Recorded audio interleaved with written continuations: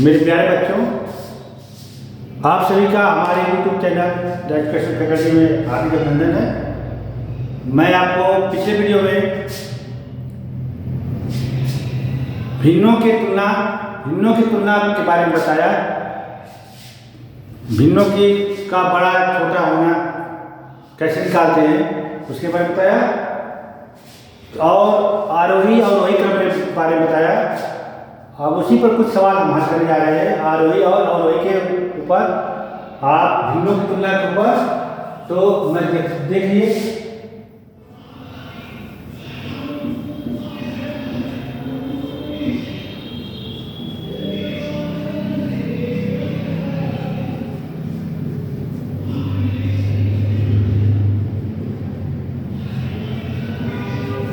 संबंधित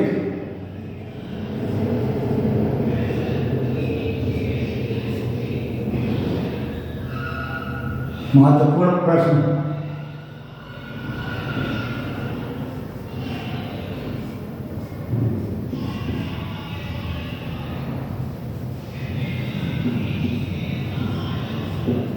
एवं उनके हल।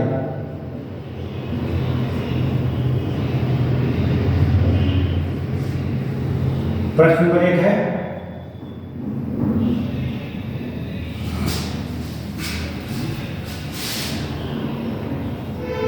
पाँच बटे 12, 7 बटे 13,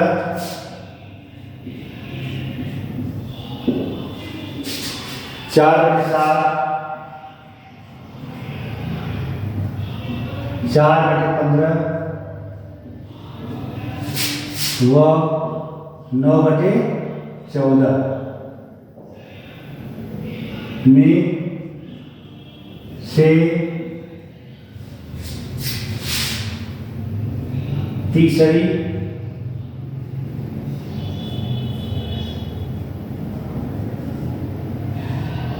बड़ी भिन्न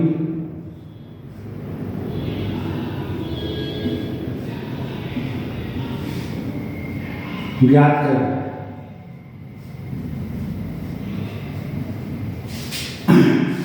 इसको हल देख लीजिए। 5 बटे 12, 7 बटे 13, 4 बटे 7, 4 बटे 15, 9 बटे 19, 14, 9 बटे 14। इसको हम दशमलव संख्याओं में बदलते हैं तो उसकी तुलना करते हैं, देखते हैं कैसे इसका मान आता है। दशमलव संख्या में इसको बदलेंगे, इसको भाग देंगे, इसमें ये जाएगा 0.41, इसका हो जाएगा 13, 0.1365, 1339, 0.7535, 0 पॉइंट लगाएंगे तो यहाँ पे 40 हो जाएगा, और 40 से 7 जीरो बढ़ा देंगे, 40 हो जाएगा। 40 से 7 भागेंगे तो 7 5 35 और 7 7 49, 35 5 बचेगा, 5 में 0 चलेगा तो 50 होगा। 50 से 7 भागेंगे तो 7 7 7 49 हो जाएगा। यहाँ पे देखिए 15 दूनी 30, 0.2 हो जाएगा, यहाँ पे 2 बार जाएगा, 0 बढ़ा देंगे यहाँ पे तो 15 दूनी 30, बचेगा 10, 15 छक्का 90, ये हो जाएगा। 0 पॉइंट बढ़ाएंगे तो यहाँ पे हो जाएगा 90, 14 छक्का 89 और 50 6, 14 चौको 56। इस तरह से भिन्न की तुलना करते हैं,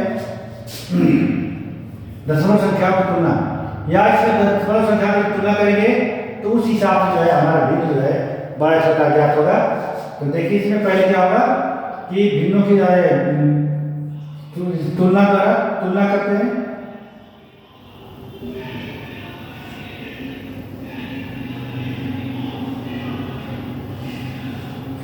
तो इसमें जो सबसे बड़ी हो जाएगी 0.64, सबसे बड़ी भिन्न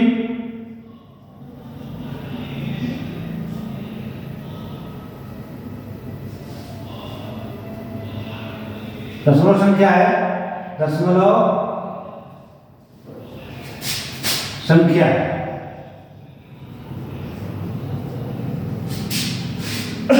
अतः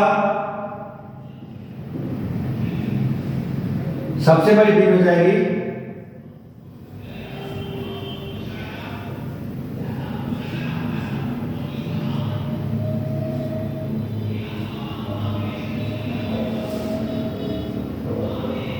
नौ बटे 14। उसके बाद देखिए 5 वाली जो संख्या है, 5 वाली संख्या है वो देखिए 2 है, इसमें कौन बड़ी होगी? दूसरे नंबर की हो जाएगी 0.57 दूसरे नंबर की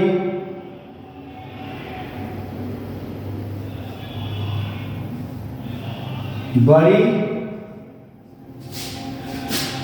दशमलव संख्या है।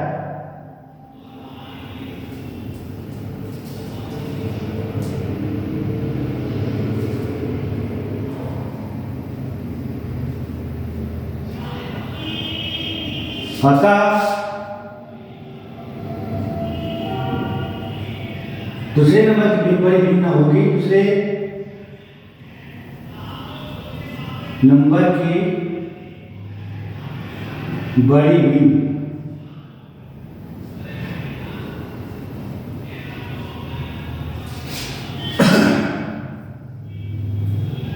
4/7।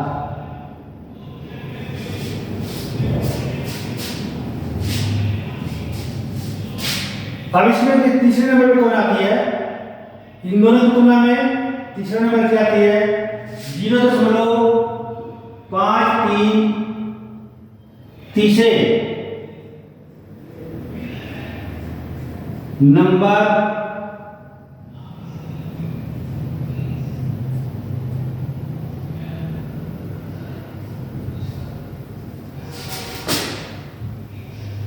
की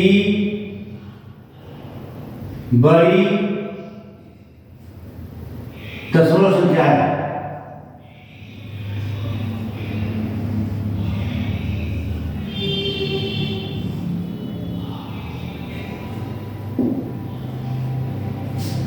अतः तीसरे नंबर की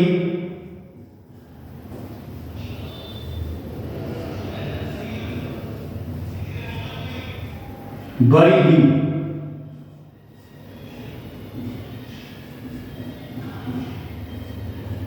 क्या आ जाएगी? 7/13।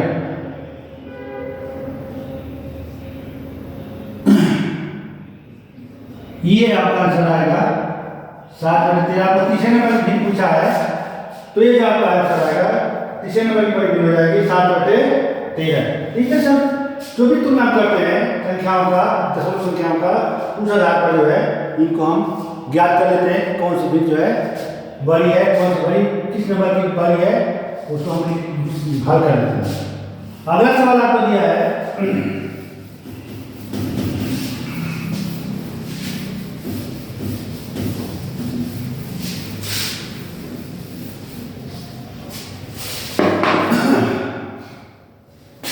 प्रश्न नंबर है 2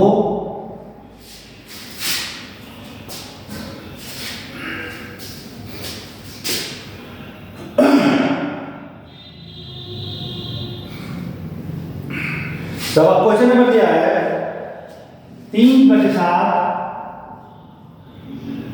और 11/13।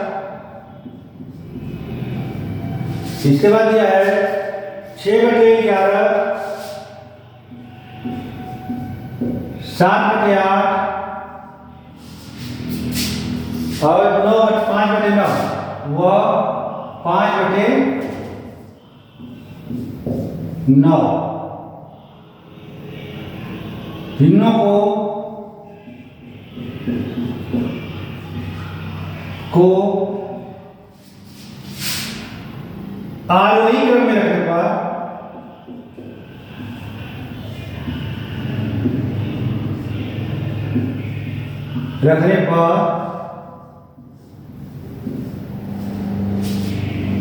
तीसरे नंबर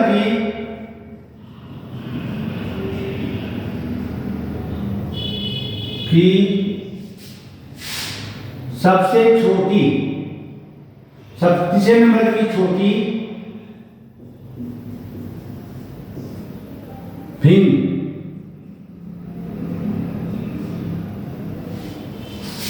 क्या होगी?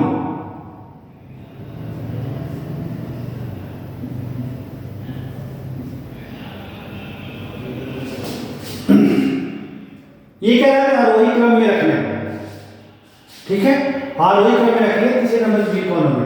तो हम पहले इसको वही निकालेंगे दशमलव प्रक्रिया से। 3/7, 11/13, 6/11, 7/8 और 5/9। ये आपका सवाल है। इनको हम दशमलव में लगाएंगे तो कितना है? दशमलव संख्या बदलेंगे तो 0 दशमलव कितना आ जाएगा? 4 1 नहीं 4 2 हो जाएगा, 2 बचेगा 20 हो जाएगा, 7 2 14 हो जाएगा। इसका भाग देंगे इसके तो 110 9 13 8 104 0 बढ़ा यहाँ पे तो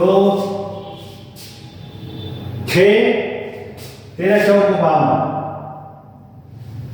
भाग देके आप देखेंगे 3 मान आएंगे दशमलव लगाकर। 11 का भाग 6 में देंगे, दशमलव लगाएंगे यहाँ पे 0 पॉइंट यहाँ रखेंगे तो यहाँ पे दशमलव बढ़ जाएगा, 0 बढ़ जाएगा तो 11 5 55 और बचा 11 4 44, ये होगा 70। इसमें 0 पॉइंट अगर रखेंगे तो ये हो जाएगा 70 हो जाएगा। 70 में 8 भाग देंगे, 8 का 64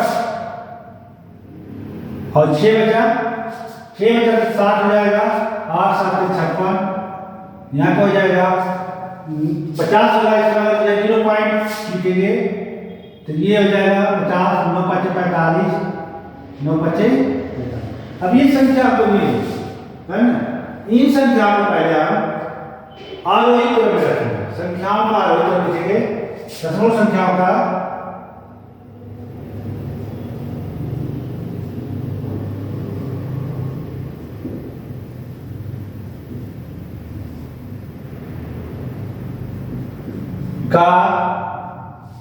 आरोही क्रम।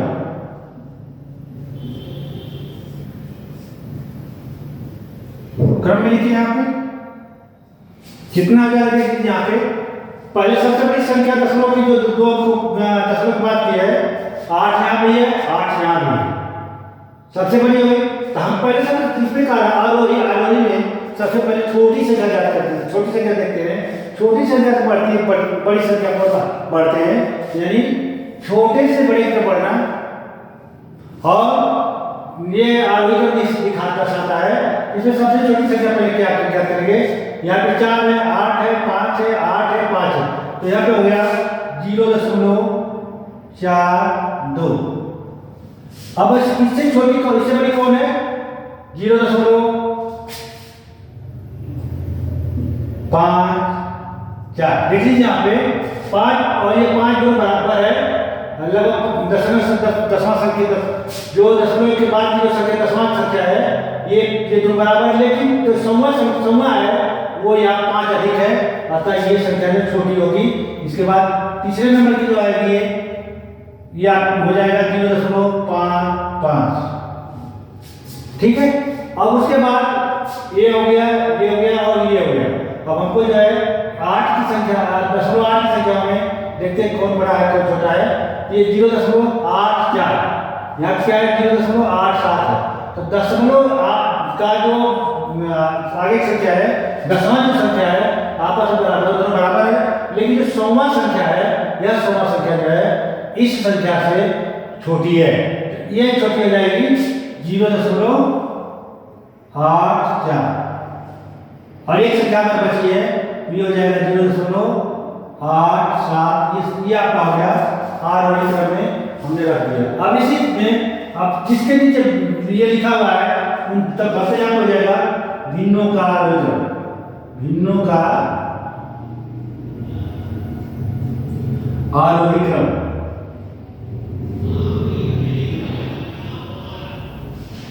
क्या हो जाएगा, या तो हो जाएगा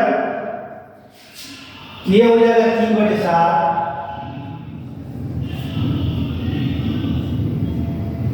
ये हो जाएगा 0.454 क्या है 6/11,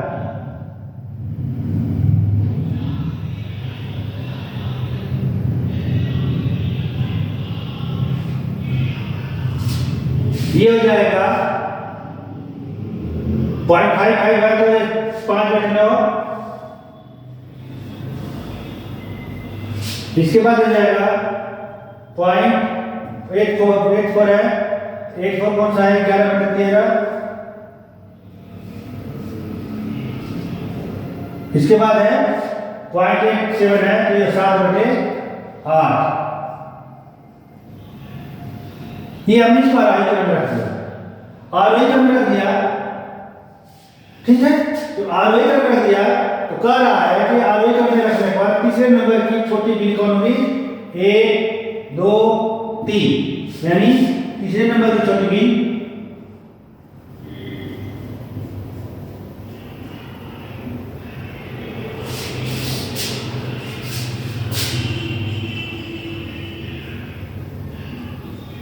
छोटी गिनती हो जाएगी 5/9, ठीक। ये आपका जो है आंसर आएगा। ये आपको तुलना भिन्नों की तुलना में ये सब सवाल है, इनको जो हम लगाए।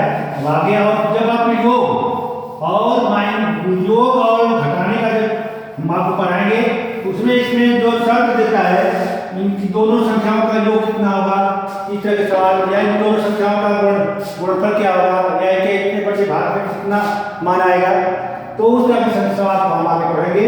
लेकिन पहले हम आपको आप ले जाते हैं उन संक्रियाओं पर जिससे छोटा बड़ा सवाल संबंधित है। अब लिखते हैं भिन्नों की संक्रियाएं, भिन्नों की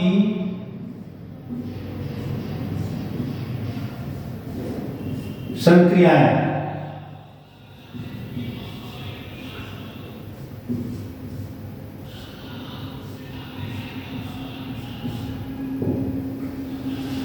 कौन कौन होती है? पहला आता है नंबर 1 योग। क्या होता है? योग इसको बोलते हैं एडिशन, या इसको बिजोड़ बोलते हैं, ठीक। दूसरा होता है इसमें घटाना,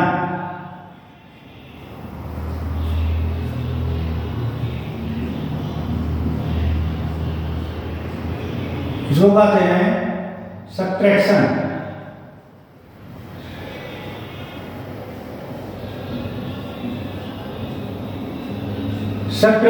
घटाना।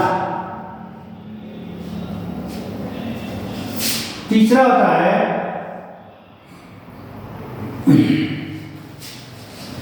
होता है बुरा,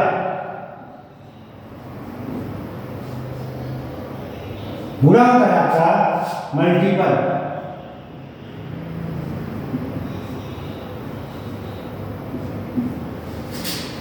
चौथा होता है भाग या डिवीजन।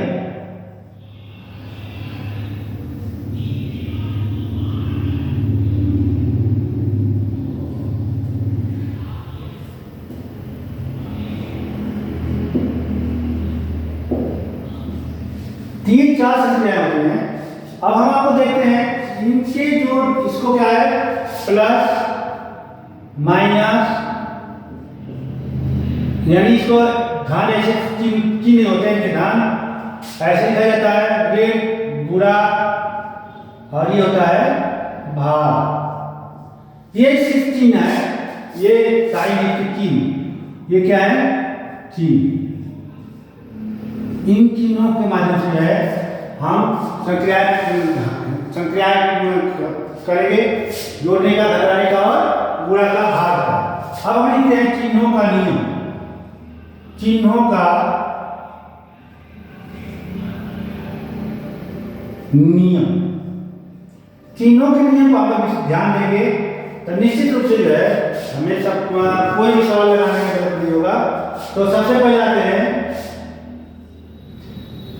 धन तथा ऋण चिन्हों का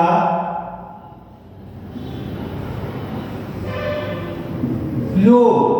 सबसे पहले क्या निकालेंगे, धन और ऋण चिन्हों का योग क्या होता है, इनको कैसे निकालेंगे, देखिए कैसे करेंगे। ये कहां पे लिखा है धन, धन ऋण या धन, पहले धन निकालेंगे, धन में धन जोड़ेंगे, ये बनता है आपका धन में आएगा, जो भी आंसर आएगा वो धन में आएगा। यानी यहाँ पे प्लस 5 लिखे हैं और यहाँ पे प्लस 8 लिखे हैं, तो ये आपका बनेगा प्लस 30। धन धन चिन्हों का योग जो होता है धन में आता है मान। दूसरा आता है ऋण धन ऋण। देखिए ये दोनों समान चिन्ह है, लेकिन बीच में धन का चिन्ह है, तो इन दोनों का जो चिन्ह आएगा जोड़ने पर, इसको जोड़ लेते हैं, समान चिन्ह आपस में जुड़ जाते हैं, लेकिन चिन्ह वही रखा जाएगा जो आपको दिया जाता है। यहाँ पे आएगा ऋण, चिन्ह लिखेगा यहाँ पे ऋण आएगा, ठीक है।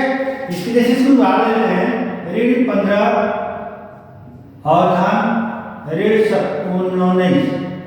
इसको अगर हम हल करेंगे, सॉल्यूशन देंगे इसका, तो ऋण जुड़ जाएगा, समान है से जुड़ जाएगा, और इसको जोड़ कर क्या लिखेंगे, चिन्ह वही रहेगा जो चिन्ह दोनों में दिया है, और उसको जो जोड़ कर निकालेंगे ये हो जाएगा 34। मतलब समान चिन्ह जब जोड़ते हैं तो वो चिन्ह संख्या आपस में जुड़ जाती है, लेकिन वो चिन्ह जो है वही लिखा जाता है जो उन संख्याओं के पहले दिया जाता है। तीसरा है नंबर 3 है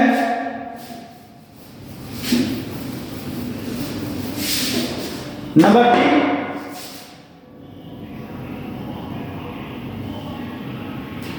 चिन्हों के नियम में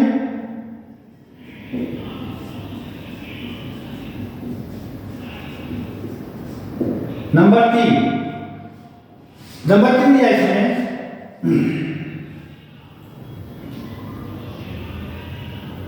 धन ऋण धन धन धन धन ऋण,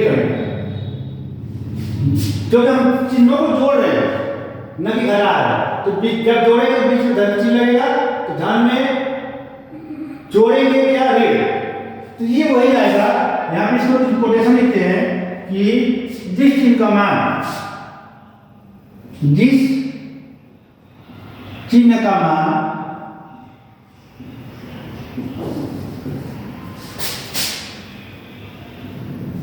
अधिक होता है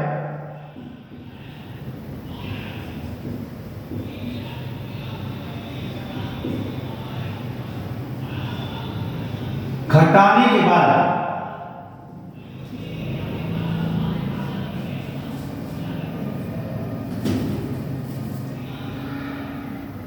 घटाने के बाद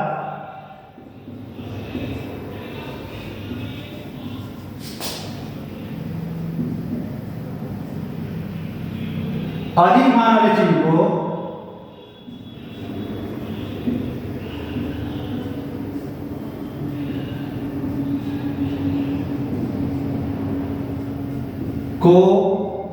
रखते हैं। ये आपका कोटेशन जो है आपको इसमें अगर मान लीजिए आपने दिया है वहां पे धन 35 और धन यहाँ पे लिखा है ऋण 45,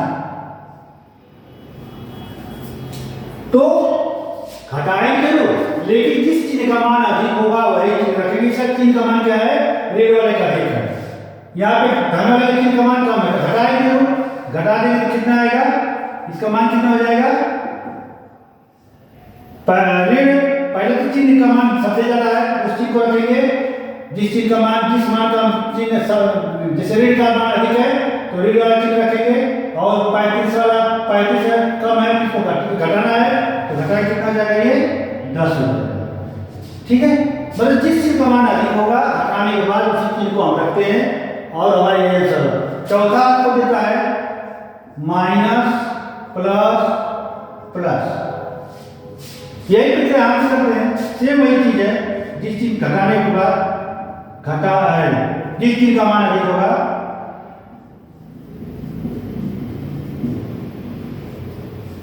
का मान अधिक होगा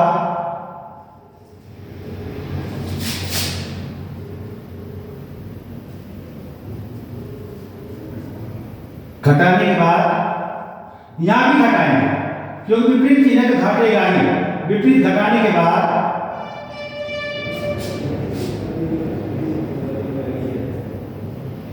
अधिक चिन्ह वाला मान, अधिक मान वाला चिन्ह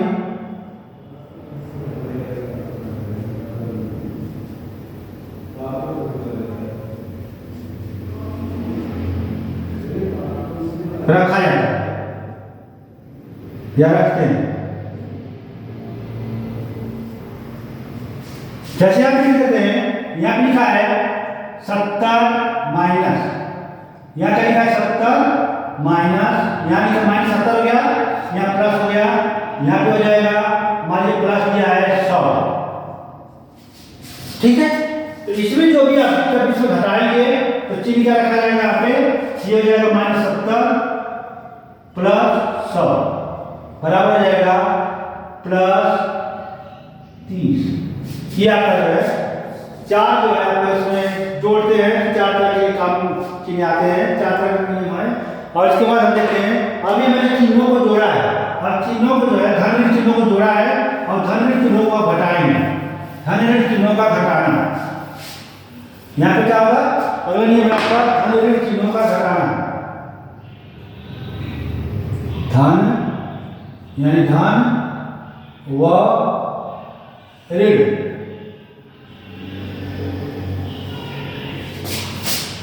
चिन्ह का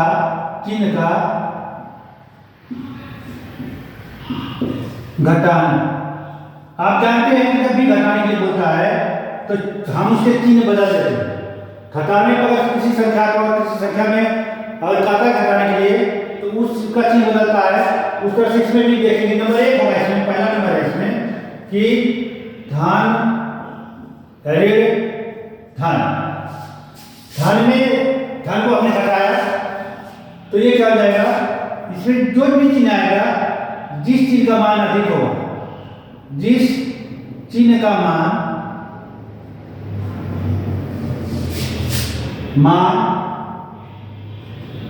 अधिक होगा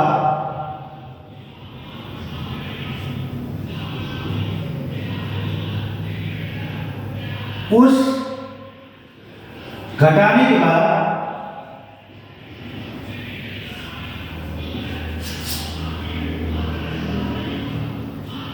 अधिक चिन्ह वाले का मान, अधिक मान वाले चिन्ह को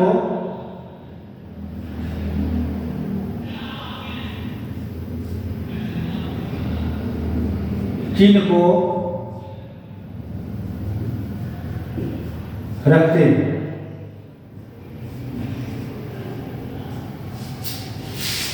इसमें देख लीजिए, ये आप मान लीजिए 60 लिखा, ये 60 धन लिखा है और ये क्या हो गया माइनस यहाँ पे है और यहाँ पे लिखा हमने 70 लिख दिया। ठीक है, तो हम पहले हमको पहले ये भी आप इसी नियम में गुणा भाग में समान चिन्हों का गुणनफल सदैव धन होता है और विपरीत चिन्हों का गुणनफल सदैव ऋण होता है। तो यहाँ पे देखिए, यहाँ भी धन है, यहाँ भी धन है। ये हो जाएगा 60 माइनस 70। एक गुणा भाग में आपको गुणा भाग के नियम में आएगा। समान चिन्हों का गुणनफल सदैव धन होता है, विपरीत चिन्हों का गुणनफल सदैव ऋण होता है। तो यहाँ ऋण और धन का गुणनफल ऋण होगा, तो इसको घटाएंगे। जिस चीज का मान अधिक है, किसी का मान चिन्ह है 70 अधिक मान है और उसका चिन्ह ऋण है, ये हो जाएगा 70 में घटाएंगे 60 को, ये 10 आएगा और साइन जो हम लिखेंगे यहाँ पे वो माइनस है।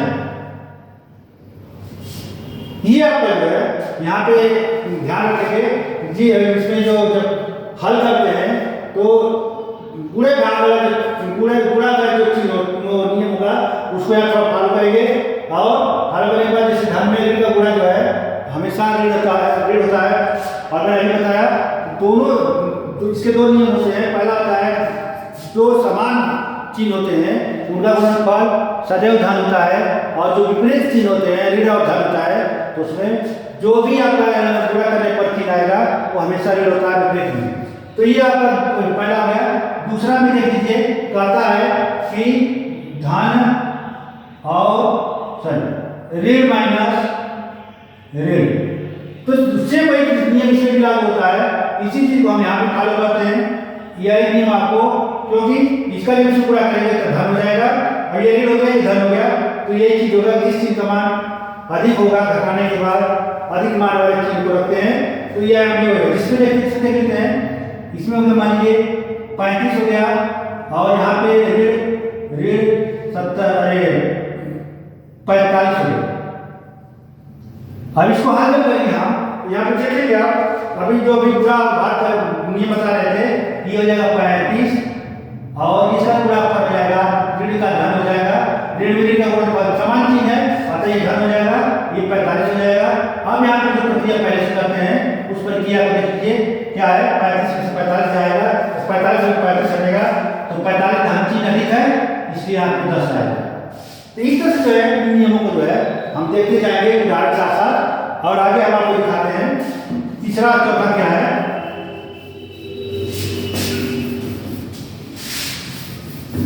तीसरा है इसमें नंबर 3 है इसमें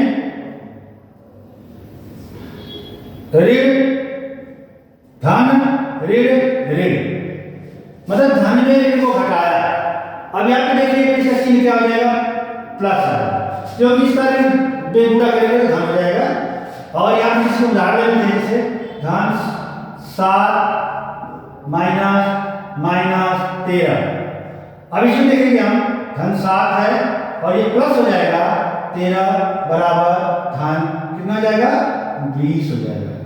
यहाँ पे इस नियम में हमेशा धन आएगा इससे, और इसी तरह से चौथा में करेंगे। चौथा क्या हो जाएगा, ऋण धन, ये भी आएगा, हमेशा ऋण आएगा, क्योंकि इसमें देखिए समान चिन्ह, इसमें गुणा जब करेंगे ऋण हो जाएगा, ये भी ऋण है, ये भी ऋण, दोनों को जोड़ देते हैं समान चिन्हों को, तो ये हो जाएगा, चिन्ह भी ऋण आएगा और जुड़ जाएगा। इसमें देखते हैं हम सब उदाहरण देते हैं, ऋण 55 और यह माइनस, ये हो जाएगा माइनस हो जाएगा प्लस 75 हो जाएगा।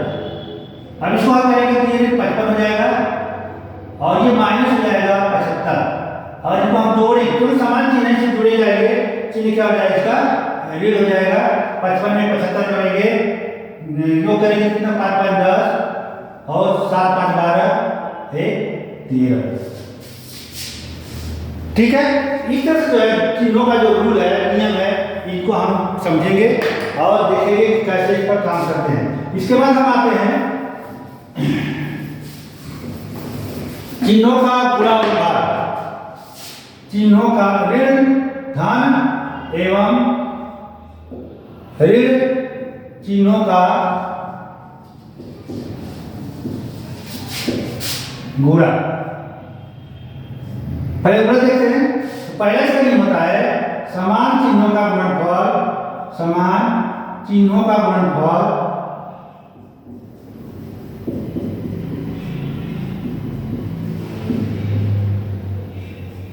सदैव धन होता है। क्या होता है? सदैव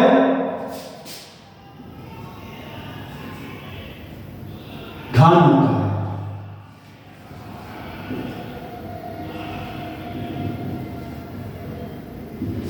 जैसे हमने लिखा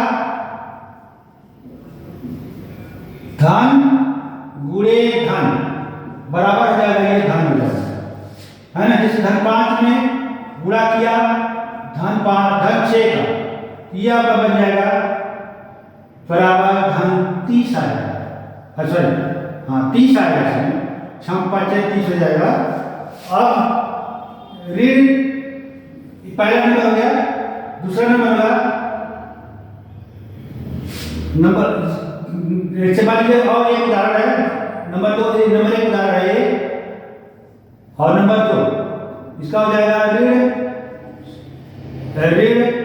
गुणे ऋण बराबर धन जाएगा, ये हो जाएगा ऋण 3 गुणे ऋण 4, ये बराबर हो जाएगा धन 12। ये आपका समान चिन्ह है। अब इसी के साथ हम क्या करते हैं कि विपरीत चिन्ह नंबर 2 है,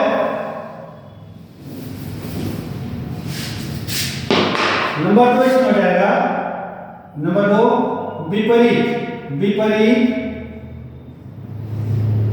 चिन्हों का गुणनफल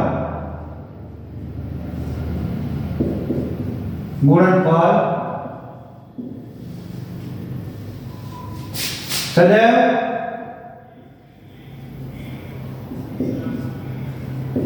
ऋण होता है। जैसे एक उदाहरण इसमें ऋण गुणे धन बराबर ऋण, या दूसरा हो जाएगा धन गुणे ऋण बराबर, ये विपरीत चिन्हों का जो फल होता है सदैव ऋण होता है। और यही प्रक्रिया जो है, यही प्रक्रिया भाग में भी होती है, यही प्रक्रिया भाग में भी होती है, भाग में होती है, भाग में भी होती है।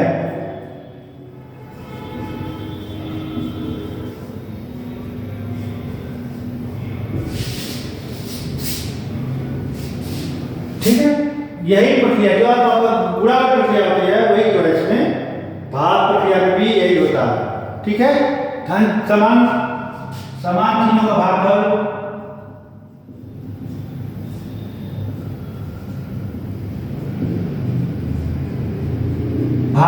सदैव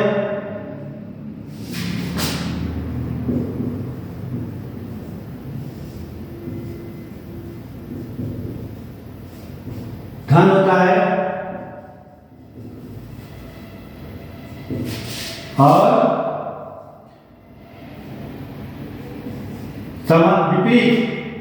विपरीत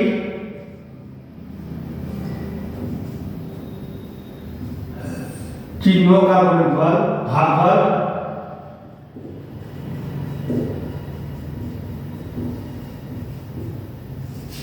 सदैव ऋण होता है।